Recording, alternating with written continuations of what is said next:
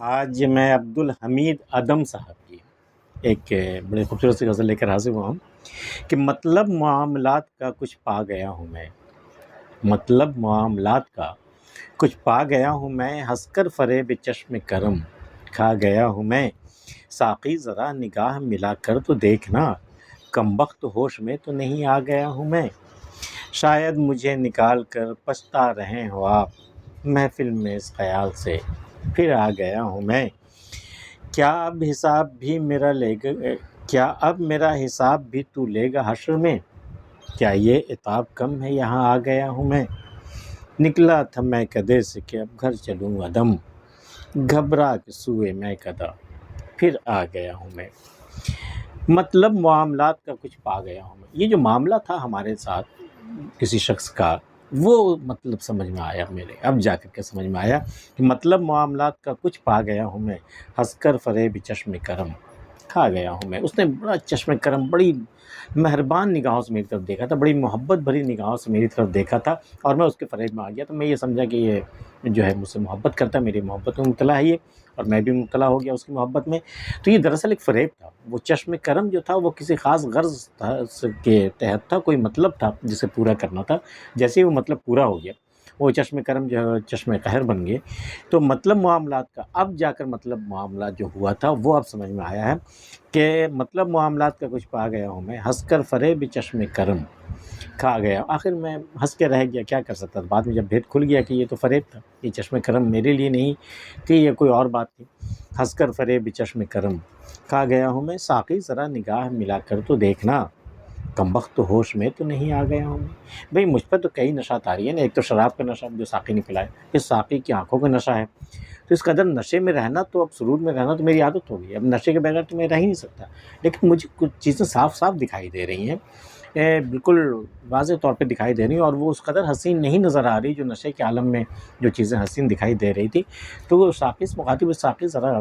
نگاہ ملا کر تو دیکھنا، ذرا میری آنکھوں میں آنکھیں ڈال کر دیکھنا، تو کمبخت ہوش میں تو نہیں آ گیا ہوں، کہیں ایسا تو نہیں کہ میں ہوش میں آ گیا ہوں، وہ بے ہوشی کی عالم جو تھی، مدہوشی کی عالم جو تھی، وہ عالم اب ختم ہو چکا اور میں ہوش میں آ گیا ہوں۔ ساقی ذرا نگاہ ملا کر تو دیکھنا، کمبخت ہوش میں تو نہیں آ گیا ہوں میں، شاید مجھے نکال کر پچھتا رہے ہو آپ محفل میں اس خیال سے پھر آ گیا ہوں۔ کسی شخص کو نکالا گیا محفل سے، بالکل